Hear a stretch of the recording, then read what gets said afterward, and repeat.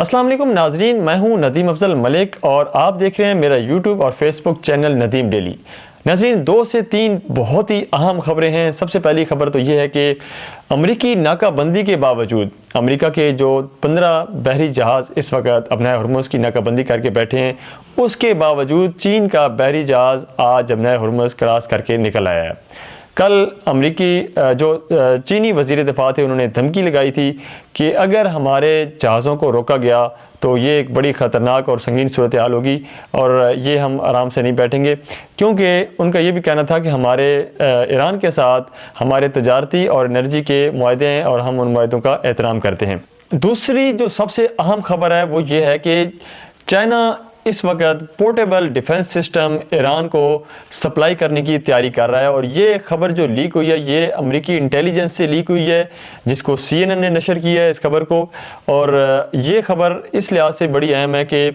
बल्कि मैं आपको थोड़ा इस बारे में डिटेल से बताऊंगा। अगर आपने अभी तक मेरी वीडियो को लाइक नहीं किया तो बराए मेहरबानी लाइक करें, इसको कमेंट ज़रूर करें, अपनी राय का ज़रूर इज़हार करें। अगर चैनल को सब्सक्राइब नहीं किया तो सब्सक्राइब करें और बेल आइकन का बटन ज़रूर दबाएं ताकि हम आखिर तक आपके साथ जुड़े रहें। अच्छा नाज़रीन, सबसे पहली बात तो ये थी कि ट्रंप ने जैसे ही अपना हुर्मुज़ की नाकाबंदी का ऐलान किया तो इस वक्त इसके साथ कोई भी ताकतवर मुल्क नहीं खड़ा था, ना उसके साथ जो भी नेटो के कंट्रीज़ हैं, ना उन्होंने इस चीज़ की हमायत की, ना ही जो मोस्ट पावरफुल कंट्रीज़ हैं जिनके पास वीटो पावर है, ना ही चाइना ने इसकी हमायत की, ना ही इसकी हमायत रशिया ने की, ना ही इसकी हमायत बरतानिया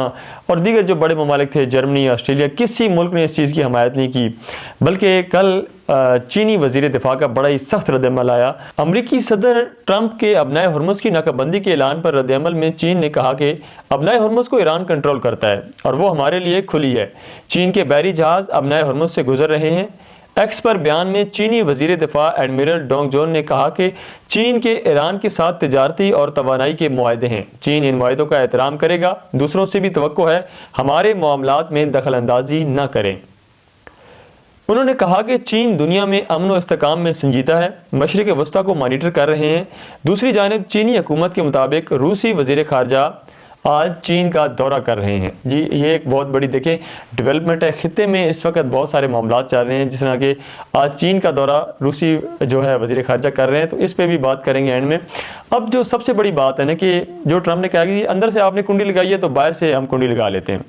अब ये सूरत हाल थी कि ईरान जो था, बहुत सारे ममालिक को ईरान जो था वो गुजरने दे रहा था, जिस तरह की जिसमें कि चाइना था, रशिया था और कुछ ऐसे कंट्रीज़ और भी थे जिनको कि ईरान जिनको सप्लाई जाने दे रहा था। ईरान ने हालिया दिनों में टूल टैक्स भी कुछ जहाज़ों से वसूल करके उनको जाने दिया।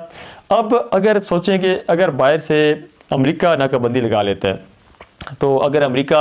कल चाइना के जहाज़ रोक लेता है या रशिया के जहाज़ रोक लेता है या किसी और ऐसे मुल्क के, जर्मनी के या ऑस्ट्रेलिया के जहाज़ रोकता है, तो देखें ये नफ़रत बढ़ेगी। और ये पहले ही जो इस वक्त हालात हैं वो ट्रंप के बहुत ज़्यादा मुखालिफ हैं। ट्रंप की किसी बात पर इस वक्त पूरा यूरोप कोई भी उसके साथ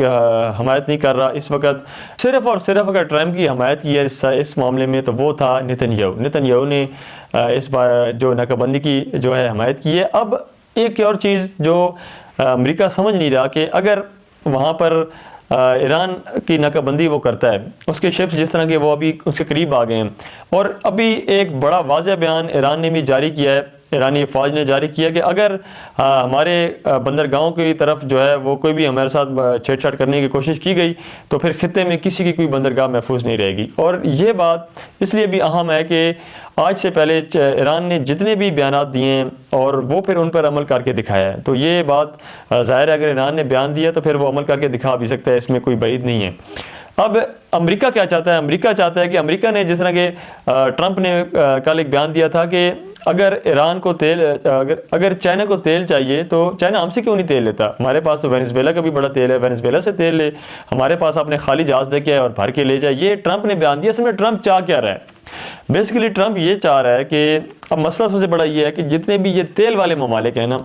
ये सब ईरान के आसपास हैं। सऊदी अरब देख लें, उसके अलावा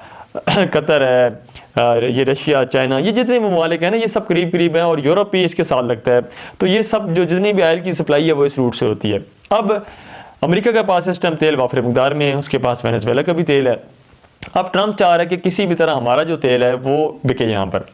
अब मसला ये है कि वो डिस्टेंस इतना ज़्यादा है वो फासला इतना ज़्यादा है, बीच में पूरा एक अटलांटिक ओशन लगता है, बहुत बड़ा एक रास्ता है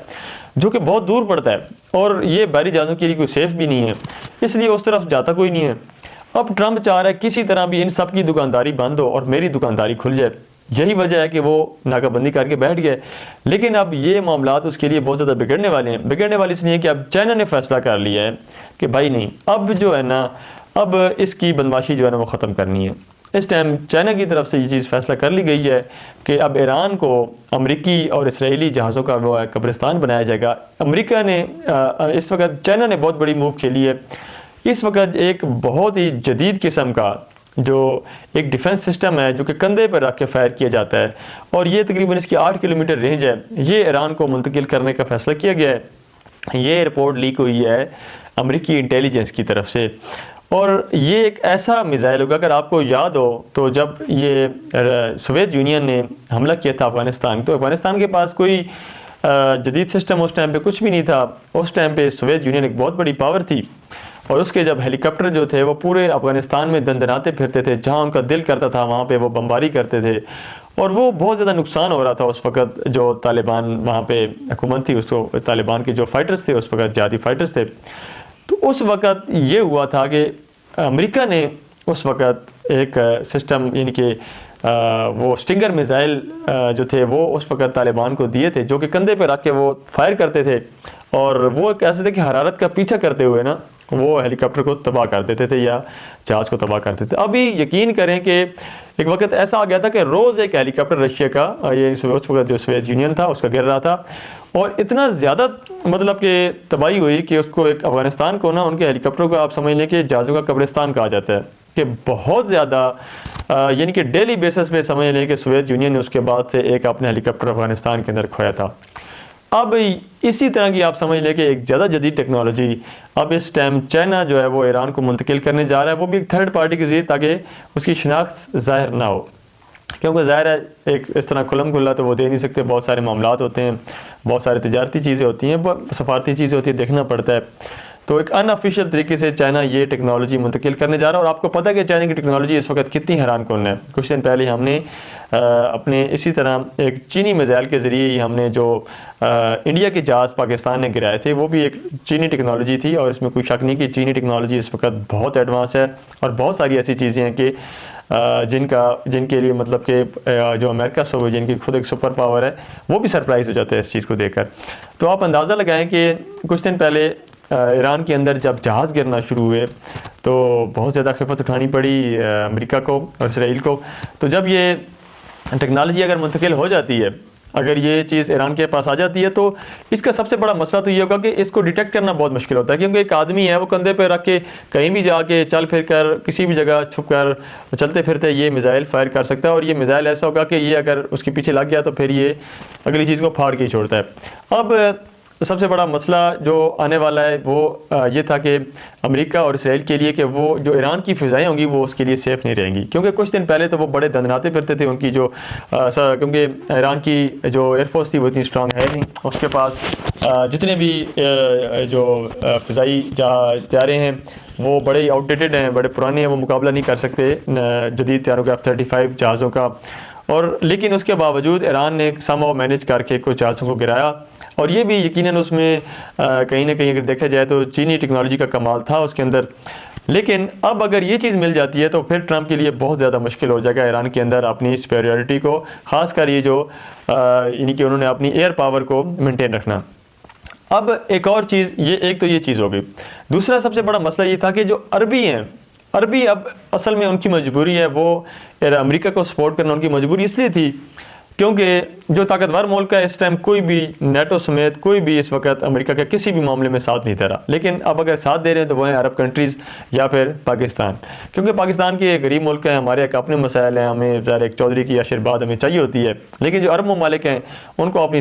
हमेशा से उन्होंने पैसे खिलाए हैं अमेरिका को, उनको अपनी सेफ्टी और सिक्योरिटी के लिए अमेरिका की आशीर्वाद चाहिए होती है, उसकी गारंटी चाहिए होती है। लेकिन अब मसला ये है कि अरबों का तो सारी कमाई तेल से थी। अब जी ट्रंप कह रहा है कि आप छोड़ें इस तेल शेल को, आप हमारे पास आएँ, आपको वेनेजुएला का तेल देते हैं। वो चाइना को ये ऑफरिंग करा रहा है, वो दुनिया को कह रहा है कि आप हमारे पास हैं। अब देखें कि अरब कहाँ खड़े हुए हैं। अरब के लिए एक बहुत ही मुश्किल सूरत हाल है, क्योंकि अरब जो हमेशा से अरबों रुपया जो डॉलरों की शक्ल में डॉलरों में अरबों डॉलर्स वो देते रहे हैं अमेरिका को अपनी सिक्योरिटी के लिए, अपनी सेफ्टी के लिए, और वही जो ट्रंप है उन्हीं के पैसे लेकर आज अरब के साल में